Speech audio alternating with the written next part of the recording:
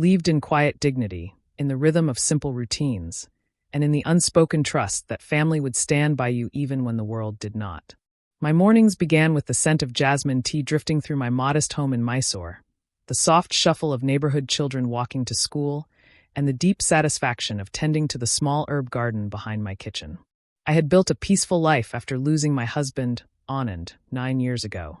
Peaceful but solitary. Still, I had no reason to complain. I taught part-time at the local college, mentored young women entering the workforce, and spent weekends visiting my younger sister, Kamala, who had married into a well-respected family. She and I were as different as monsoon and summer. She fiery and opinionated, me patient and reserved. But we loved each other in our own uneven way. Her in-laws, the Banerjees, were old money with fading polish, an impressive house, influential friends, but cracking financial foundations they tried hard to hide. I never judged them for it. Misfortune visits all homes. But I noticed the way they observed my jewelry, the way their voices warmed at the mention of my late husband's insurance settlement, and the way small compliments often hid sharper intentions. It was subtle, but it made me wary. My niece, Priya, on the other hand, was a bright, compassionate girl of 22, finishing her MBA and dreaming of starting a women-led cooperative. She often told me she felt more herself in my home than in her own, and I cherished that bond. It was comforting to know that the next generation still valued heart over prestige. Yet life has a peculiar talent for rearranging itself when you least expect it. The first sign arrived at an afternoon tea in Kamala's living room, a storm disguised as a casual question. "Akka," Kamala began, her eyes too steady, her fingers tapping a nervous rhythm on her teacup. "Have you ever thought about distributing your assets while you're still healthy?" I blinked, startled. Why would I rush something like that? "Oh, not rush," she insisted too quickly. "Just plan. You know. So there won't be confusion later." Her husband, Sanjay, added smoothly, "Estate clarity is important, Nalini ji. Priya's marriage could be soon. Dowries are unfortunate traditions, yes, but society hasn't moved past them yet." I felt something tighten, like a violin string stretched past its comfort. "Priya's marriage?" I repeated. "Does she know you're discussing her dowry?" There was a flicker, guilt, annoyance, across Kamala's face. Of course she knows. She's a modern girl, but we can't ignore expectations. I had walked into their home expecting gossip and cardamom biscuits. Instead, I felt suddenly like a ledger to be negotiated. The conversation shifted quickly to gold, land, and cultural obligations. They spoke not to me, but around me, as though I were a bank officer who needed to sign off on their ambition.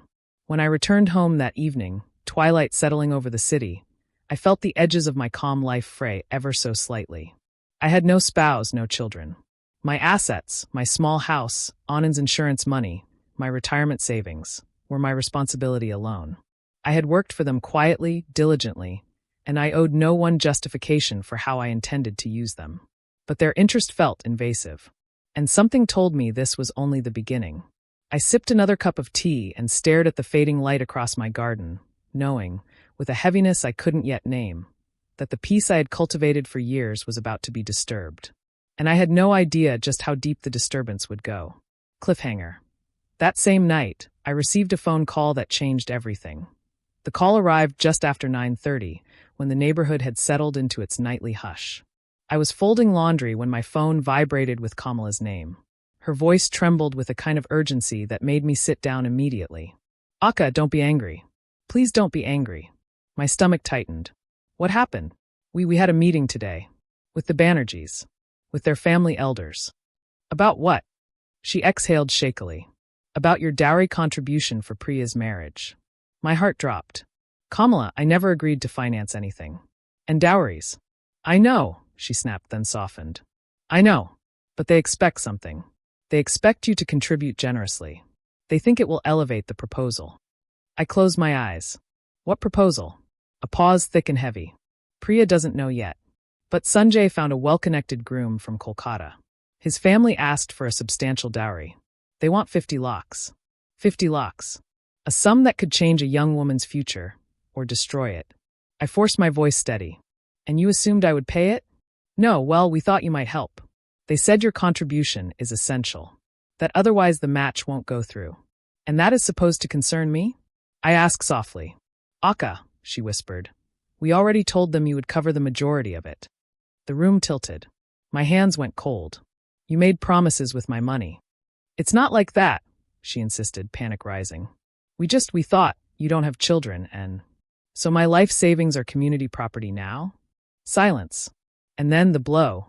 The groom's family wants proof of funds by next week. We told them you'd provide documentation.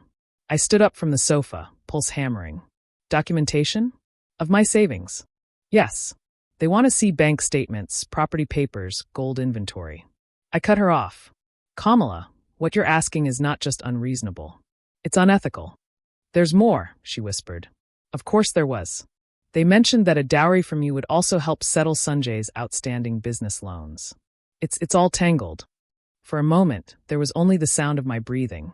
Sanjay's business loans? Yes. The ones he pretended were settled years ago? Akka. I didn't let her finish. I hung up.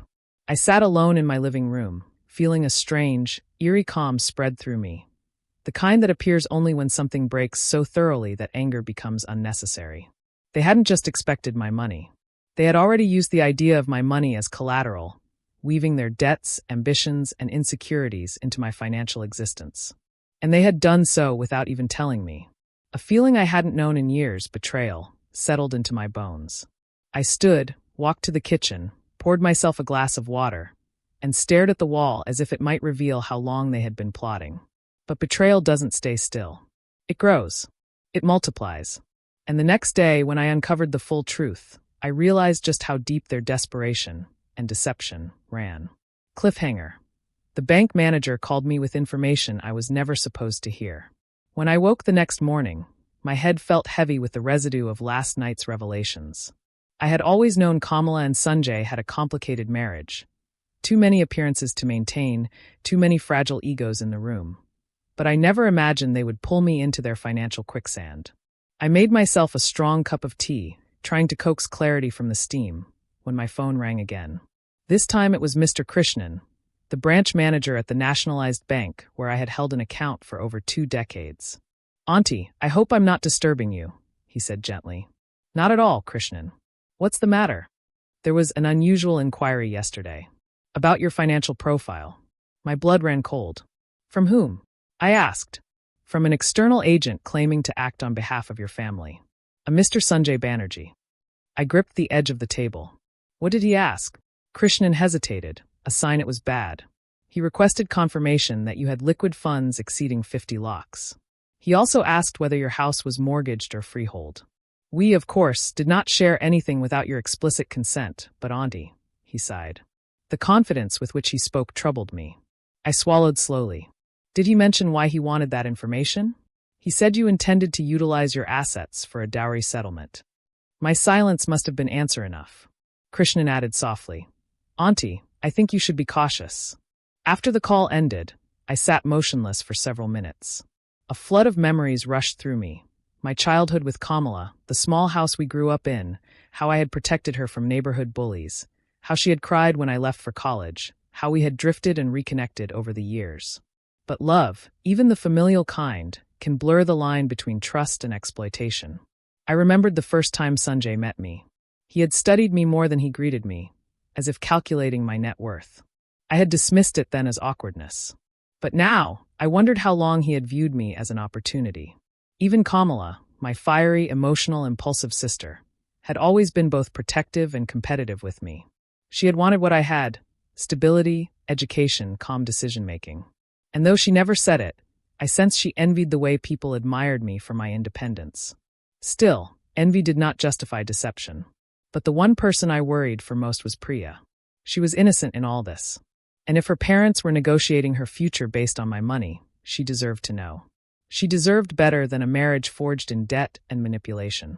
That evening, I invited her over for dinner. She arrived with her textbooks, her hair pulled into a messy bun, and a look of relief, as if stepping into my home was like exhaling. "Ma said you seemed upset last night," she said cautiously. "Did she tell you why?" "No," Priya replied. "She just said family matters get complicated." I studied her face, open, honest, unburdened by the schemes swirling around her. "Priya," I said gently, "do you know they are arranging a marriage for you?" She froze. "What?" "No. Why would they? And they intend to offer a dowry using my money." The shock on her face was real, pure, unfiltered. "Auntie, no," she whispered. "I don't want a dowry. I don't even want marriage right now. I want to finish my degree, start my cooperative." Her voice cracked. "Why would they do this?" I reached across the table and held her trembling hands. "Because they are desperate," I said softly. "And desperate people make reckless promises." Priya wiped her eyes. "What are you going to do?" I looked at my niece, the only unbroken bond left in this tangled web, and felt a quiet resolve settle over me. "I'm going to protect what I've built.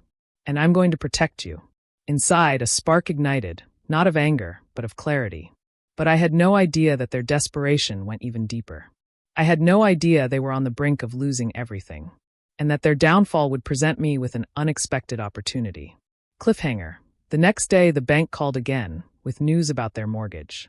The following afternoon, while correcting student essays in my living room, I received another call from the bank. This time it wasn't Krishnan.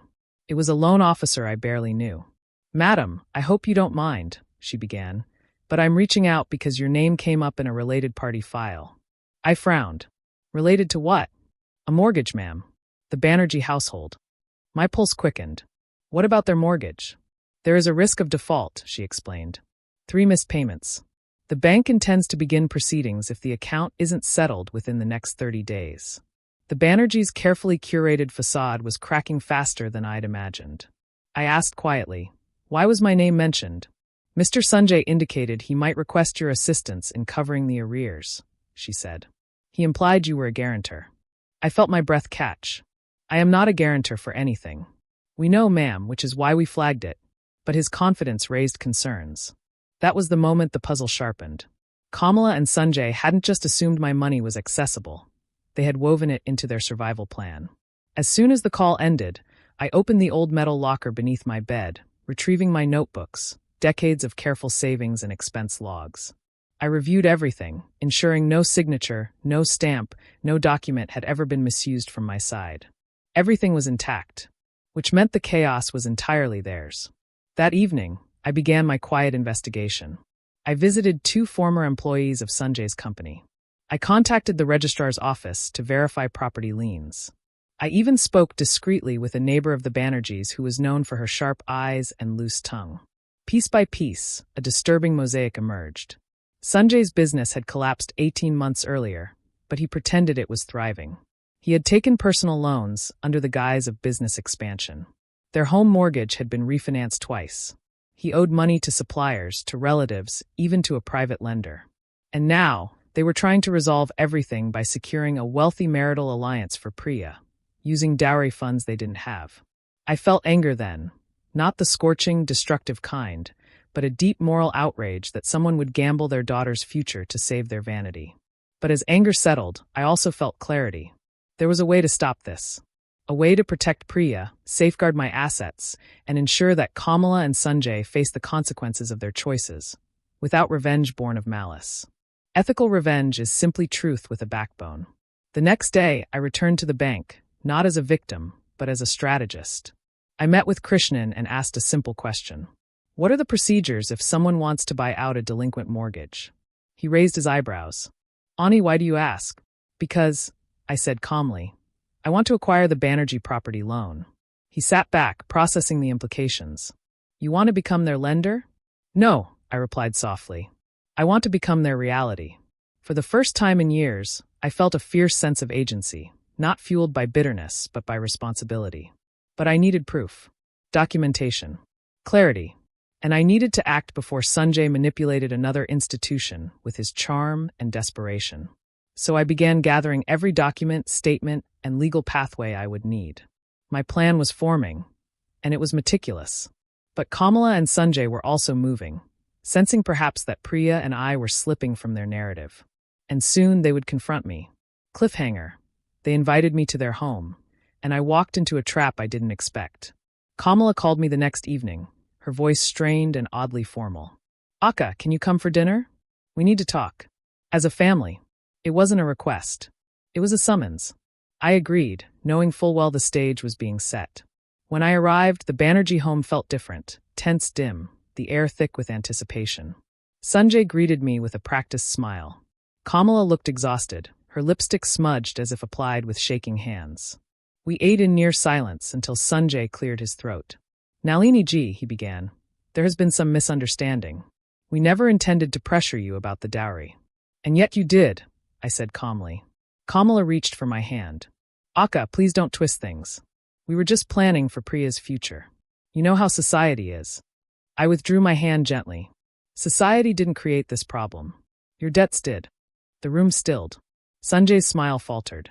Debts? What debts? Our business is thriving. I tilted my head slightly. Is that why your mortgage is in default?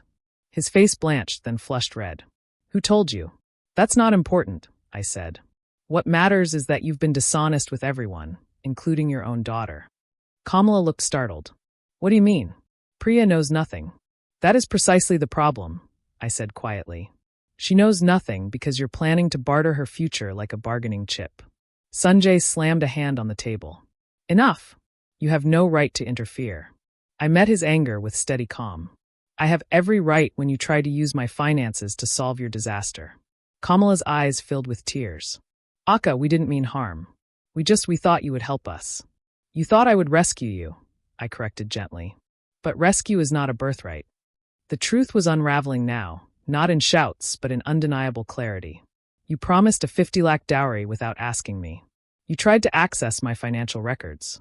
And you lied to a bank officer, implying I was a guarantor. Sanjay's voice dropped into a low growl. Stay out of our personal affairs. These became my personal affairs when you involved my money, I replied. Kamala looked broken, her voice barely a whisper. What are you going to do? I drew a slow breath. I'm going to make sure Priya is not forced into a marriage born out of desperation. And I'm going to protect my assets. But how? Kamala asked, panic pooling in her eyes. I stood up, gathering my bag. I've already taken the first step. What step? Sanjay demanded. I paused at the door. I've begun the process to acquire your mortgage. The room exploded. Kamala gasped. Sanjay lurched forward. You what? I'll become the holder of your debt, I said. Legally, transparently, and ethically. You're ruining us, he spat. No, I replied softly. I'm simply taking ownership of the damage you caused. I left their home with their shock still vibrating in the air. The truth was out. Their facade had crumbled.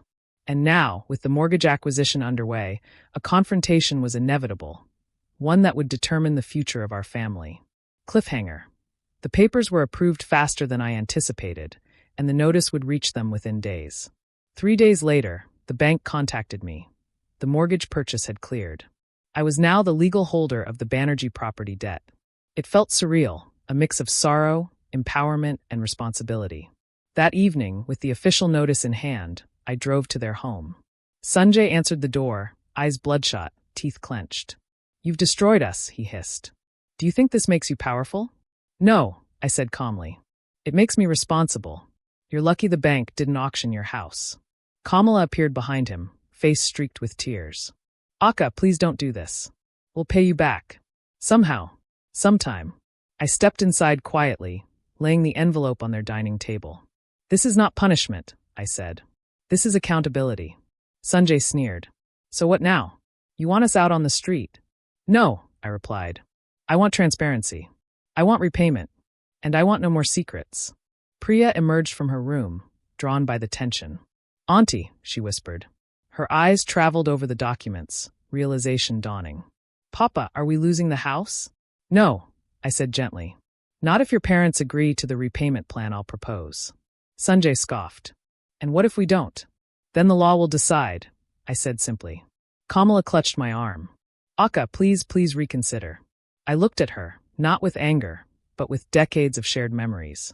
Kamala, I said softly, you tried to solve your crisis by sacrificing your daughter. That is something I cannot ignore. Her face crumpled. We didn't know what else to do. There is always another way, I said. You simply didn't choose it. I handed them the new repayment agreement. Fair, legally binding, and structured in a way that protected their home while forcing responsibility. Priya stepped forward. Her voice trembled, but her eyes were steady. Ani, thank you. Sanjay glared at her. Don't thank her. She did this to humiliate us. No, she said quietly. She did what you should have done years ago, told the truth. Silence fell, heavy and transformative. I turned to leave, offering them one final sentence. This is not revenge. This is a reset. Cliffhanger. The consequences of this reset would reshape every relationship in our family. The following weeks were turbulent. Sanjay raged at first, then withdrew, then reluctantly began making the structured payments as agreed. Kamala cycled through guilt, defensiveness, grief, and finally acceptance. Priya visited me often. She asked for advice on her cooperative, on financial independence, on navigating the fractured space between loyalty and self-respect. The groom's family withdrew their proposal once they realized no dowry was forthcoming. Kamala cried for days, not because the match was lost, but because she began to see how foolish the entire pursuit had been. I helped her, but not by softening the truth. This happened because you let fear dictate your choices, I told her gently. Fear of losing status. Fear of judgment. Fear of admitting that life had changed. She nodded, tears falling freely. I thought I was protecting my family. No, I said. You were protecting an illusion. As the months passed, something unexpected occurred. The tension began to ease. Sanjay, humbled by circumstance, stopped lying. Kamala apologized, truly apologized, for dragging me into their turmoil. And Priya, empowered and determined, launched her cooperative with 2 friends. I invested in it privately, not as a savior, but as a believer in her vision. The debt repayments continued, slowly but steadily. Consequences had brought clarity, and clarity had brought transformation. But the real closure, the emotional one, did not arrive until the day Kamala stood at my door, holding a small box. Akka, she said softly, may I come in? She sat at my dining table, the same place where I had once held Priya's trembling hands, and opened the box. Inside were 3 gold bangles, heirlooms from our mother. I want you to have these, she whispered. Not as payment, not as obligation, but as a reminder that even when we lose our way, family can find its way back. I held her hand, my throat tight. Healing was not instant. Redemption never is. But accountability had created the space for it. And slowly, cautiously, we began stitching together the parts of our relationship that were still salvageable. Cliffhanger. But the true closure, the lesson, would come from me, not them. I am 62 years old. I have lived long enough to know that revenge, when guided by ego, destroys both sides. But revenge guided by truth, ethical, measured, and grounded in integrity, can transform lives. When I bought their mortgage, it wasn't to punish them. It was to stop the cycle of lies before it consumed Priya, before it jeopardized my future, before it cemented a legacy of fear-driven decisions. And it worked. Not instantly. Not perfectly. But steadily. Today, the Banerjees are rebuilding, not with borrowed prestige, but with honest effort. Priya's cooperative is thriving, empowering dozens of local women. Kamala and I speak every week now, our conversations gentler, wiser. And Sanjay, well, humility is a long lesson. But he is learning. As for me, I live as I always have, with calm routines, jasmine tea, and the quiet satisfaction of choosing dignity over drama. If there is one truth I want the world to remember, it is this. Not all battles require destruction. Some require clarity. Some require courage. And some require the strength to quietly remove yourself from someone else's chaos, while still holding them accountable for the harm they caused. Revenge, when done ethically, is not about harming others. It is about reclaiming yourself.